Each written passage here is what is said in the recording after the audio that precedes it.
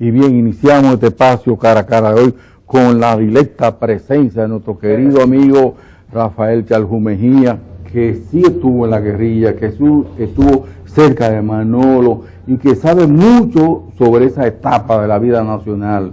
Pero, ¿cómo era Manolo en esos primeros pininos, en esos tiempos en que ustedes se conocieron, que comenzaron a tratarse y todo eso, Rafael Charjú Mejía? Bueno, muchísimas gracias a ustedes dos por ponerme cara a cara con dos amigos de tantos años. Yo no me recuerdo en la época en que los conocí, de tanto tiempo que hace, y me alegro muchísimo de la amistad tan buena que hemos mantenido a lo largo de esas décadas. A Manolo yo lo conocí en octubre de 1962. Ya él había vivido la etapa de la lucha clandestina contra Trujillo y la agrupación política que él encabezaba en ese momento había salido a la luz pública. Tengo, sin embargo, los informes de quienes sí lo conocieron, sí lo trataron y se trataron con él, de que era una persona sumamente cálida, sumamente humana, valiente. Se dice con mucha base, porque son testigos presenciales quienes lo afirman, que fue una fuente de inspiración para los presos que tuvieron la desgracia de pasar por la cárcel de la 40 en enero de 1960, y que aún en aquellas condiciones tan drásticas y tan inhumanas, Manolo mantuvo la entereza personal, su valor moral, su valor físico, y fue, como le decía, una fuente de aliento para sus propios compañeros y un motivo de asombro para sus enemigos, que esperaban ver a aquel joven gallardo, apuesto,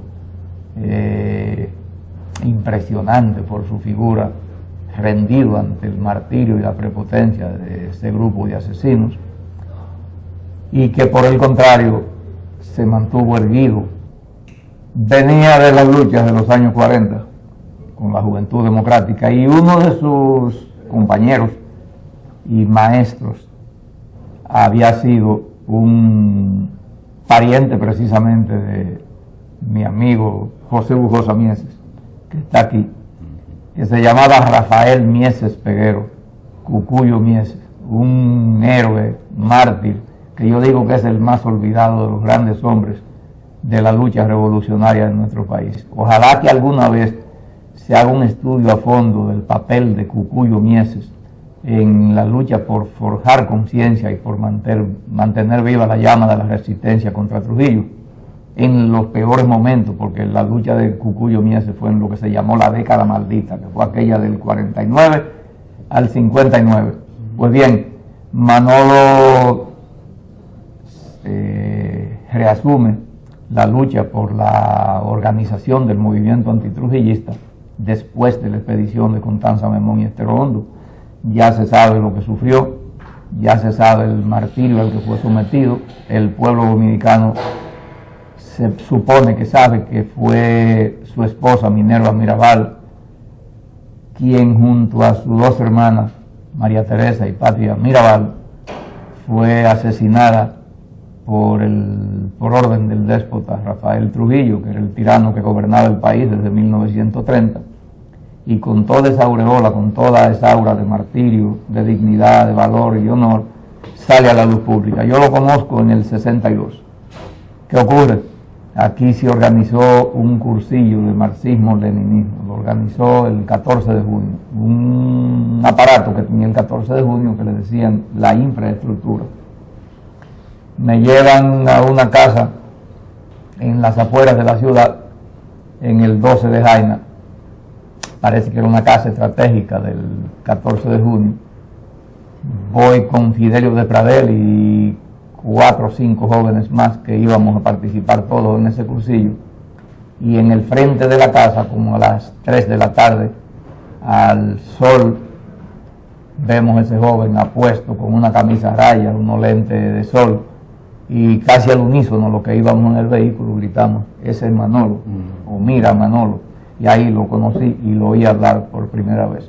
Después en las manifestaciones públicas, luego en un recorrido que hizo por mi tierra, por allá, por los campos de Nagua, donde tuvo el gesto de dignificarme en mi casa paterna, porque como yo era el presidente del subcomité de la agrupación política 14 de junio, en ese campo, a mi casa fue a parar Manolo Tavares, una figura fascinante. Yo digo que era como un misionero de la redención social, y que lo más esclarecido de la juventud de esa generación se alineó tras él también como una milicia de la redención social.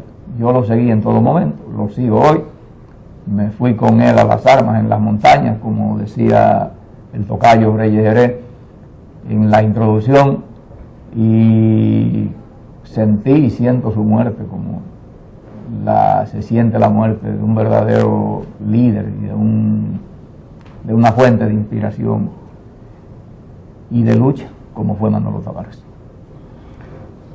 Sino, tú viviste esa etapa también, aunque no fuiste a la guerrilla por una razón especial que tú explicarás, pero por ejemplo, Manolo, que era de Montecristi, nace en una etapa muy difícil en los años 30, cuando comienza el régimen dictatorial de Rafael L. Trujillo, al que él, ya cuando comienza a tener conocimiento, comienza a combatir. Y él atrae al grupo relacionado de muchachos con mucha inquietud de la etapa, pero tú también lo trataste, tú conociste. La mamá de José Bujosa Mieses Chino era la secretaria de Manolo Tavares Justo, eso es mucho que decir. Pues sí, yo creo que es importante que tú hayas dedicado este programa a esa gran figura, que para mí es el número uno, con excusa de los que son tan grandes como él, pero uno de los políticos, de los líderes más extraordinarios que yo he podido conocer en mi quehacer político de muchos años, fue Manolo Tavares Justo. Si hubo dos figuras que a mí me impactaron, tres figuras, mi tío Bocullo Mieses de la clandestinidad, de la resistencia, fue la antorcha inspiradora, la chispa, que contagió a toda la familia. O sea, mi familia desciende, yo desciendo de una familia antitrujillista, donde Bocullo Mieses fue la columna principal de esa lucha, de esa resistencia. Posteriormente, dentro de esa situación, mi hermano mayor, Benjamín Bujosa, atraído por las ideas de Cocuyo, estimulado por Cocuyo también, se incorpora en la lucha clandestina y cae preso en la 40, torturado y todo eso. O sea que mi casa era un centro de resistencia. En ese marco, nosotros, tan pronto se da mi madre, una mujer realmente bastante valiente y decidida y tiene una concepción clara. Siempre me acuerdo de mi madre de cuando en una ocasión, estando mi tío preso, y nosotros por razones políticas cancelados, o sea que estaba en una situación que nadie podemos trabajar porque todo el que tenía un antecedente, un expediente con la dictadura, era excluido de todo el empleo público y era permanentemente visto como un enemigo, un comunista, como le llamaban. En esa ocasión nos vemos en una situación muy pobre. Mi madre nos reúne a todos y nos dicen: hijos míos, no es verdad que Trujillo nos va a hacer a nosotros arrodillarnos frente a él. Aquí vamos cada uno a poner nuestras partes, antes de irse a la escuela, van a guayar coco conmigo, vamos a hacer dulce de coco y vamos a venderlo aquí en la zona colonial, en toda pulpería. De eso vamos a resistir lo que Trujillo quiere llevar a una situación de doblegarnos en otro principio. O sea, ese era el ejemplo de mi madre.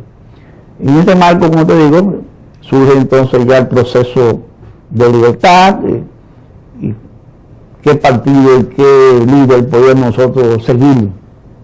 Manolo Tavares Justo, que fue la figura más impactante, mi madre era loca con él.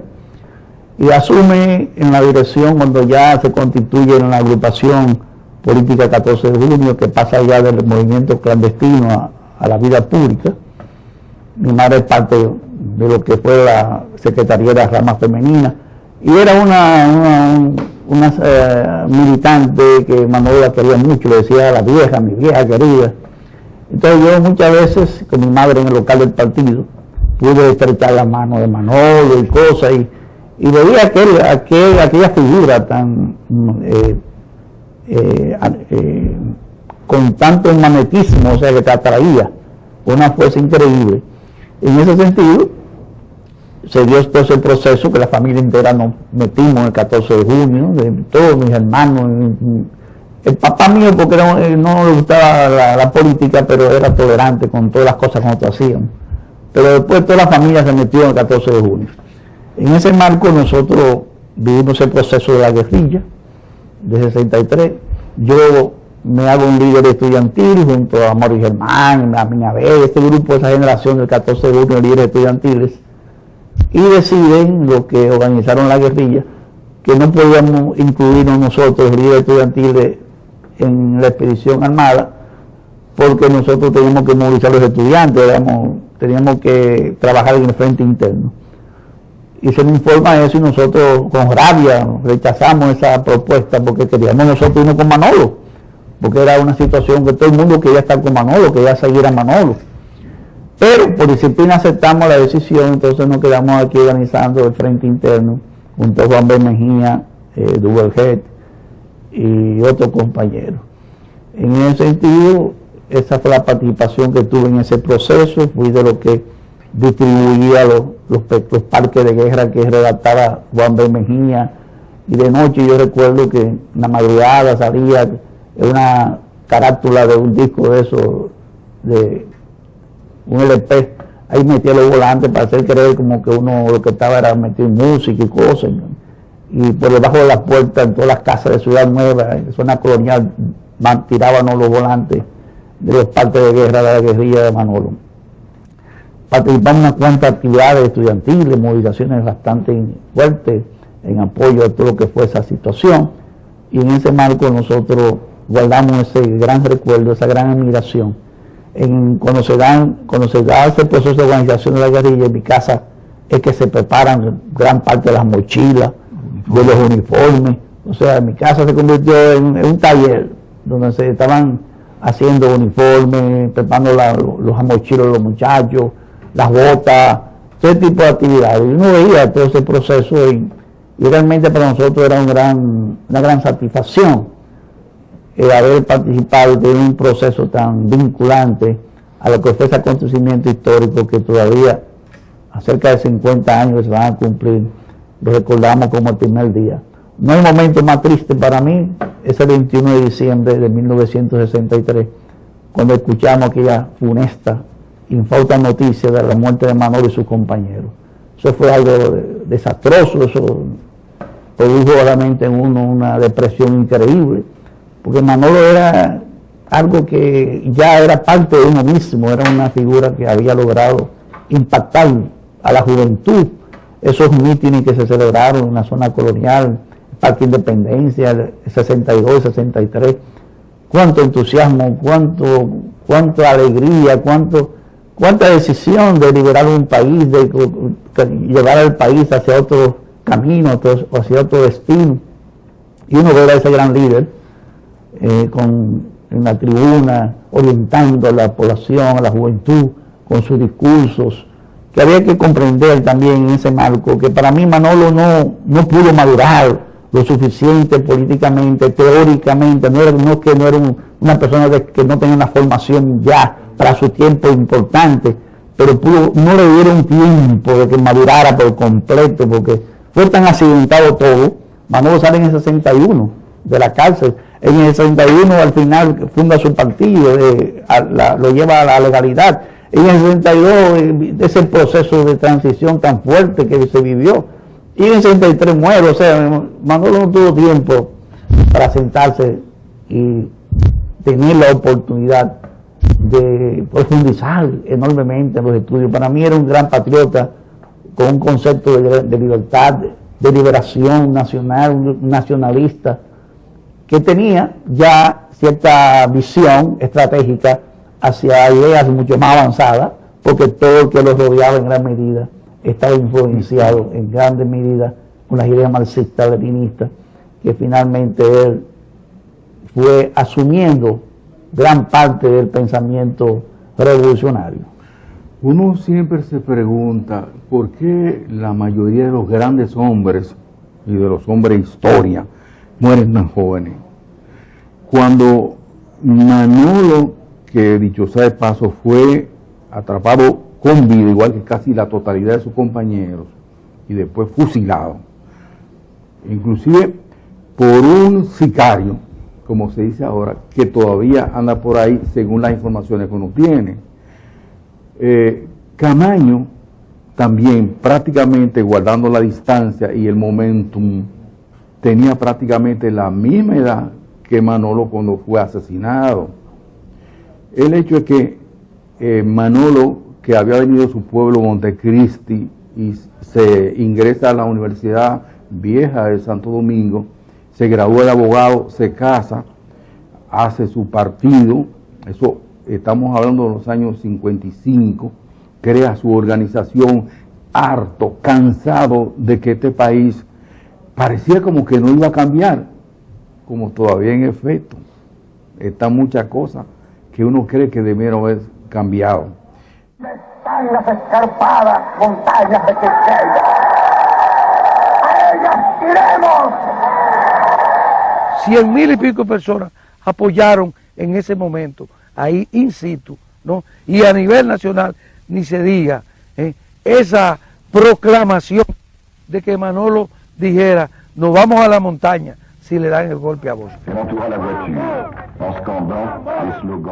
Nuestra ruta fue Santiago, San José de las Matas, El Rubio, Manaclas. Antes de llegar al pobladito de Manacla, nos desmontamos en un pequeño arroyuelo. Nos pusimos los uniformes correspondientes, las mochilas, la distribución de las armas. Inmediatamente estamos vestidos, Manolo da la orden de comenzar a subir las montañas. Cuando son más o menos las 5 de la mañana que comienza a clarear, Manolo da la orden de detenernos, internarnos en un bosque bastante espeso y comenzar a descansar, y prepararnos para la nueva jornada cuando comenzara a oscurecer. Cuando llegó la hora, en la noche, jugaban Escogido y Águila, pichaba Juan Marichal, y nosotros salimos con una camioneta llena de armas. Hay una expectativa frente al play, el play está full de gente, y por esa circunstancia se nos facilitó un poco distraer la atención y era un elemento de conversación, sobre todo al pasar por el frente, eran 2 metros apenas del cuartel, que estaba ahí el cuartel del play, forrado de policía, pero no estaban en eso. Y al pasar por ahí, por supuesto, había una lona tapando las armas y esa camioneta atestada de personas. Nosotros pues hicimos ver que éramos montecristeños, que habíamos venido a Santiago a ver el juego de pelota donde pichaba Juan Marichal, que también es de Laguna Verde, Montecristi.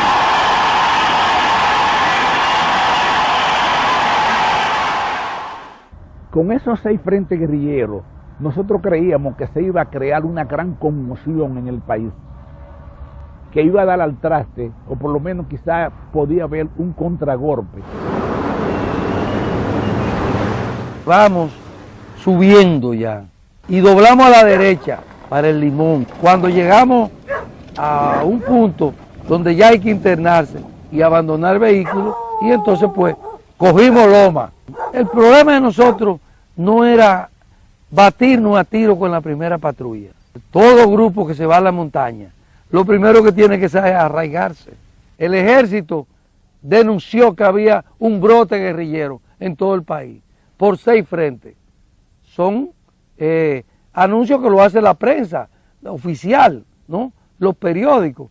Y pues yo que tenía el radio con el audífono, pues enteraba, por supuesto, y lo ponía a compartía eso con Juan Miguel y con todo el grupo. Y entonces, pues, sabíamos que ya se nos estaba... Pero los guardias que estaban atrás de nosotros estaban atrás de nosotros. Y se veían incluso, se sentía, uno hablaba con un campesino, y no, pero eso está cundido de guardia. En ese momento comienzan las noticias, porque lamentablemente le permitimos a todos que tuvieran radio, los raditos, ¿verdad? Y comenzamos a escuchar la mala noticia de lo que sucedía en los otros frentes, ¿verdad? Que iban cayendo uno a uno. Sin embargo, nosotros seguíamos internándonos en la montaña. El centro de operaciones de nuestra guerrilla iba a ser la diferencia, el Pico del Gallo y Manaclas. Ese triángulo era lo que teníamos previsto como para que fuera el centro de operación. En determinado momento, como ya sabíamos que las pulperías que nosotros compramos con anterioridad habían sido tomadas por el ejército, decidimos que el Guajirito Peralta fuera donde su familia y hacer contacto con algunos de los campesinos que aún que no sabíamos en qué condiciones se encontraban, ¿verdad? Y cuáles eran sus intenciones para con nosotros. Desde que le dimos la orden de que regresara, nosotros le dijimos una dirección que no era la que nosotros íbamos a tomar, por si acaso lo tomaban preso, ¿verdad? Y la guardia entonces siguiera esa zona. 3 días después de suceder eso, la aviación estaba bombardeándonos. Parece que el Guajirito, y hay que imaginarse lo que es ser un hombre del campo preso por esos guardias, lo montaron en un avión y le indicó más o menos cuál era el sitio que nosotros nos encontrábamos y comenzaron los bombardeos por la mañana. Nosotros continuamos la movilización y ya en diciembre, creo que fue la primera o la segunda semana, el cerco se apretaba. Nos cobijamos, vamos a decirlo así, en una zona boscosa con una pendiente muy pronunciada. Sabíamos que si la guardia venía era por arriba.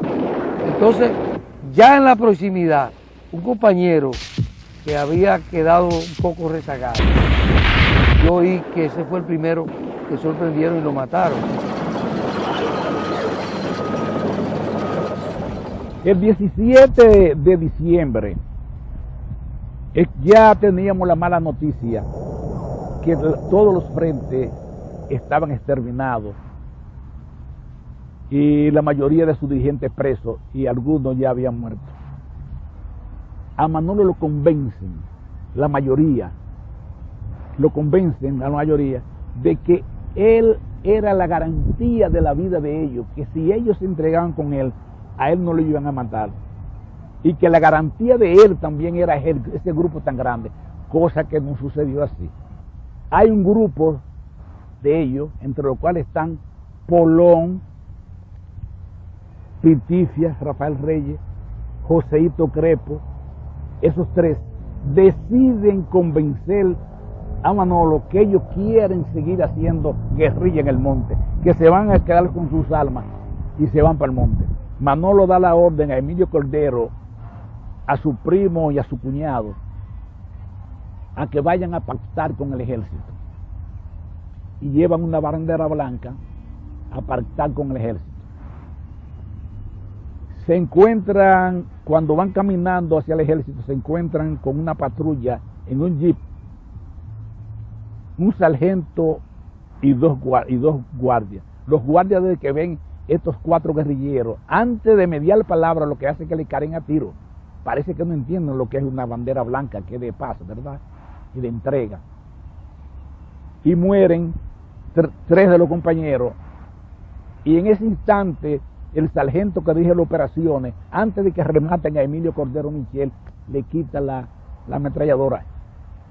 Y ese Emilio Cordero es que va hacia donde Ramiro Mato a contarle las cosas que han sucedido, ¿no? Mientras estaban detenidos y presos, los oficiales en el cual estaba el general Ramiro Mato, que en esa época creo que era capitán o algo así, general, le dice, reúne a un gran grupo de campesinos de la zona y le dice, caminen para que vean cómo mueren los comunistas. ¿Cómo mueren los comunistas? O sea que los campesinos de la zona tuvieron conocimiento cómo lo mataron. Y cuando Manolo dijo más de una mala palabra, le dijo, mátenme a mí, yo soy el responsable. Manolo fue el último que mataron. También tengo conocimiento a través de hombre, porque le dijeron, quítese la ropa a Manolo, y Manolo dijo bravamente, yo no me quito la ropa. Y no se la quitó. Y así lo fusilaron. Primero le dieron puñalada y después lo fusilaron.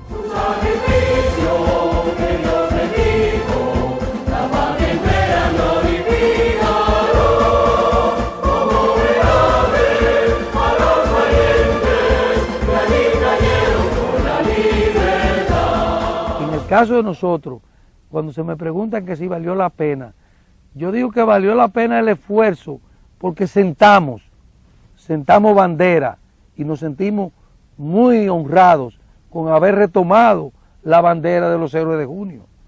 Cuando los expedicionarios del 1959 lleguen a Santo Domingo, algunos dicen que quizá fue algo flojo y tonto, pero sin la expedición de 1959 no hubiese un movimiento revolucionario 14 de junio.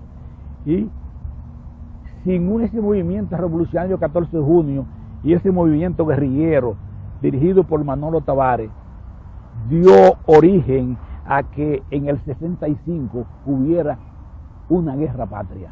O sea, le quiero decir que las cosas, aunque hay veces parecen flojas o tontas, están concatenadas una con otra.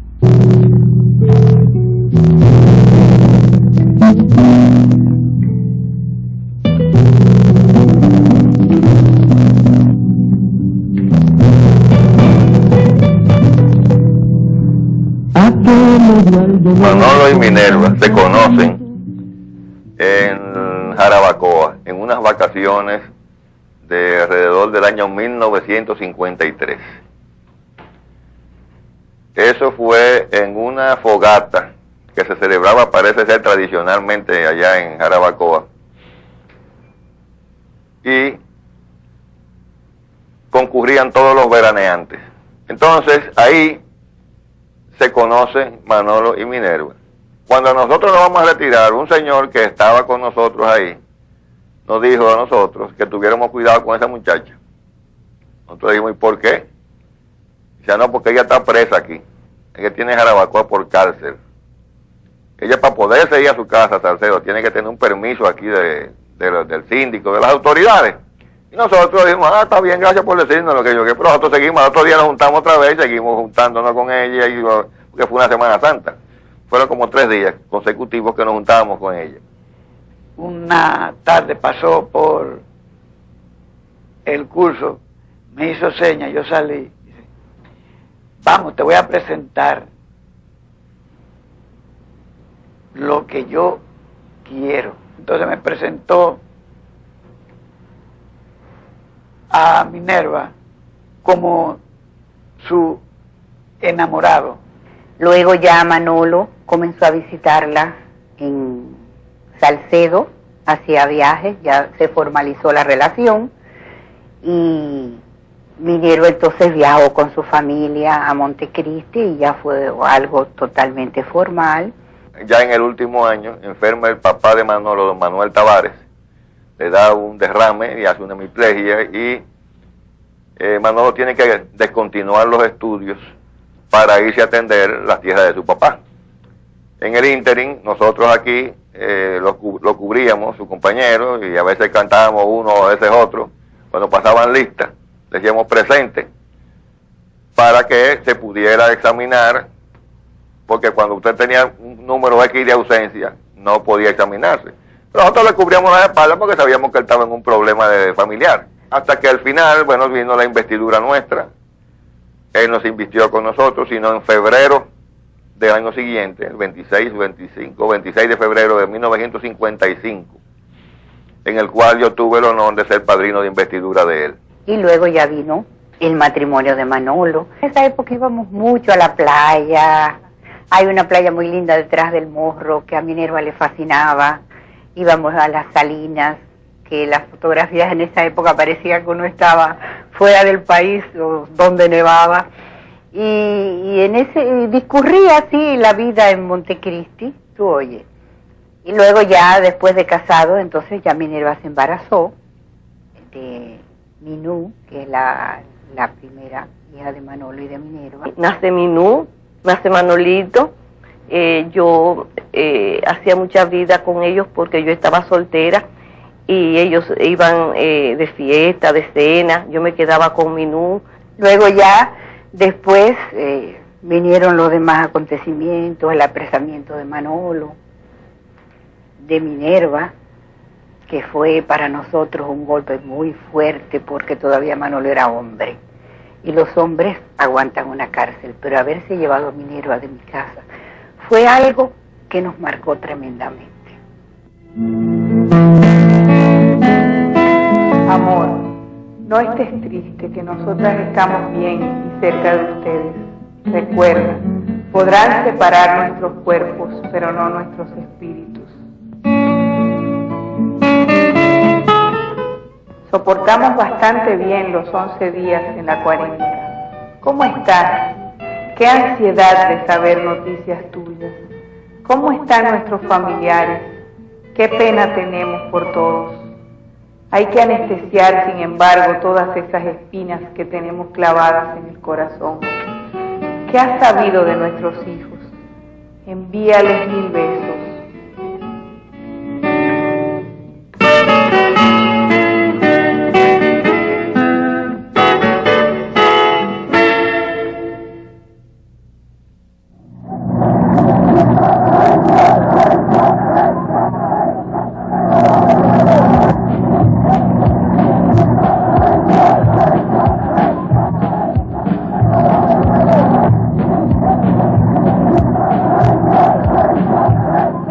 A los 6 días del triunfo de Fidel, o de bajar en la Sierra Maestra, Santiago de Cuba, nos reunimos en casa de un sobrino de Manolo, que es de Yuyo de Alexandro. Ahí es cuando ya comienza, vamos a decir, el germen, con los planteamientos que hizo Minerva, porque dijo, es una vergüenza que en toda parte estén desapareciendo los dictadores y nosotros tengamos que cargar todavía. Es una vergüenza tener que cargar con Trujillo, porque si en otros sitios ha sido posible, ¿por qué aquí no? ¿Por qué aquí no, que ha habido tanta juventud que se ha sacrificado en diferentes etapas? ¿Por qué no la organizamos? Y precisamente para mí ese día es el día en que nace el movimiento de resistencia interna. Manuel Aurelio surge como líder del movimiento clandestino de resistencia interna y comienza a aglutinar el pensamiento de la juventud dominicana bajo la bandera de una rebelión callada, manteniendo un único objetivo claro, el de acabar con la tiranía que los refrenaba. Pero era difícil enfrentar a todo un sistema de intereses que se superponían en un país donde hasta la capital llevaba el nombre de su tirano. Pueblo dominicano, la hora de la liberación ha llegado. El Ejército de Liberación Dominicana pelea ya.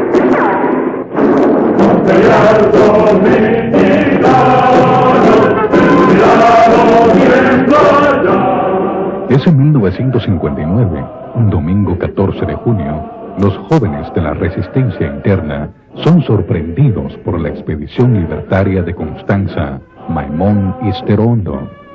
Los esfuerzos que hicieron para ponerse en contacto con los héroes que luchaban en las playas y montañas del país para apoyarles en este heroico acto fueron infructuosos.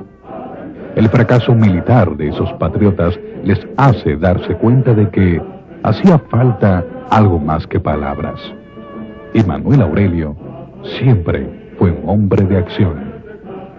Manolo fue quien decidió que frente a aquel genocidio nosotros debíamos extender el movimiento a diferentes puntos del país, porque solamente estaba organizado en Santiago, Moca, Montecristi, Salcedo y algo en La Vega.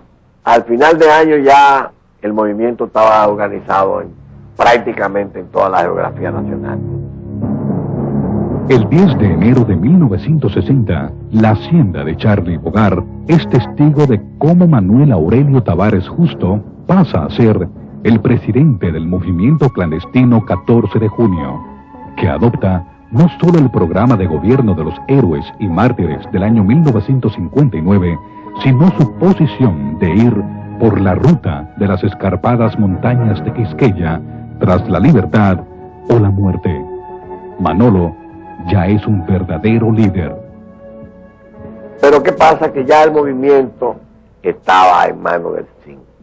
Y ahí comenzó una cadena de apresamiento y una etapa de terror que es muy difícil de describir.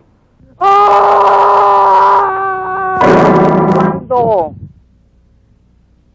las fuerzas represivas del dictador Trujillo descubrieron el complot del 14 de junio, el movimiento clandestino 14 de junio, se dieron cuenta que era de tal magnitud que no era posible apresar a todos los jóvenes que estábamos involucrados en ese movimiento. Casi todos los hijos de los altos funcionarios de la tiranía estaban en el complot del 14 de junio. Y allá a la 40 fue Tunti Sánchez a decir que por orden del jefe pararan esa vaina. Fueron sus palabras, ¿no?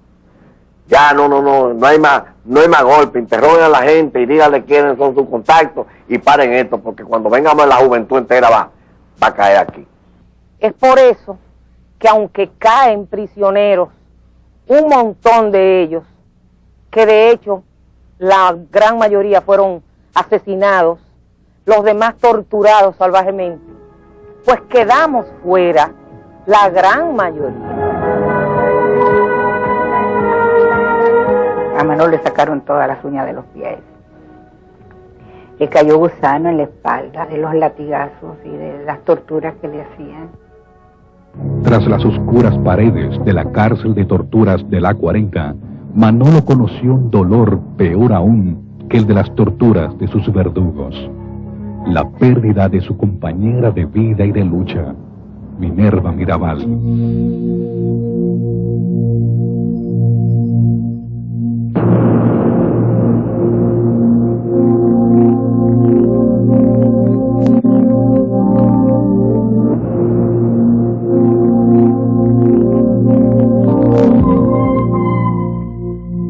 Manolo, a pesar de ser el más torturado, Manolo solamente hablaba en lo que a mí respecta, recuerdo, decía, yo no sé de él.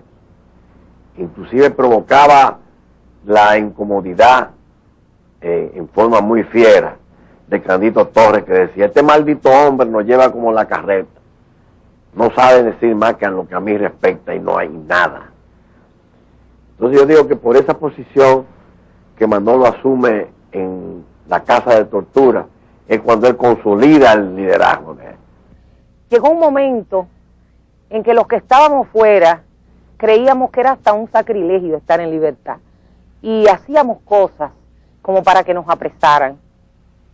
Entonces íbamos a las cárceles a ver a los prisioneros que nos dejaban ver, íbamos a los tribunales cuando los traían de la Victoria, dizque a juzgarlos.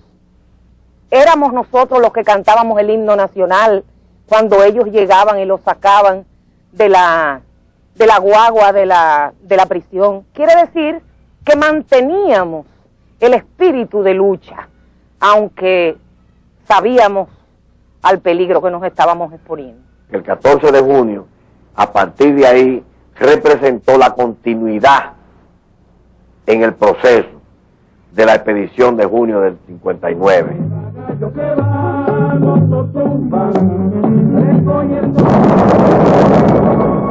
Finalmente, el sátrapa fue ajusticiado, y es entonces la catarsis de un pueblo, que a fuerza de haber vivido 30 años llorando en las tinieblas, se olvidó por un momento de reír ante un sol que lo deslumbró esa noche oscura y tan clara del 30 de mayo de 1961. Mataron al chivo en la carretera, mataron al chivo en la carretera, déjenmelo ver, déjenmelo ver, déjenmelo ver, mataron al chivo y no me lo dejaron ver.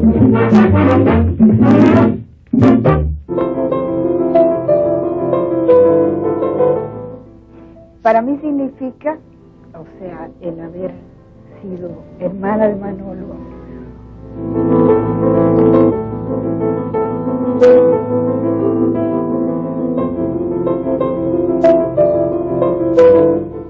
un orgullo muy grande.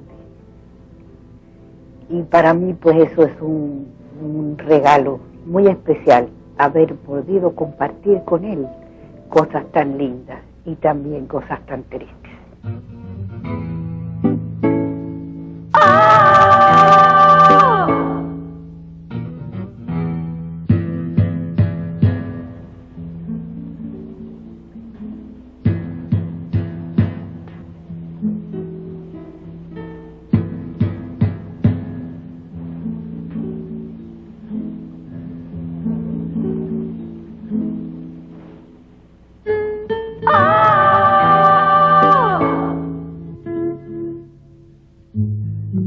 Te canto, caballo con garganta henchida, de mieles de gloria manaclas traición, con fuego en el verso, valiente varón, de alma de gigante que en la loma anida, velando tus sueños libres de pasión.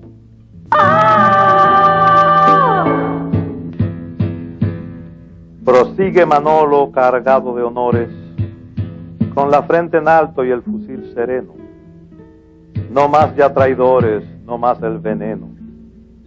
Te inflama la patria con nobles valores, en loma invisible y en otro terreno.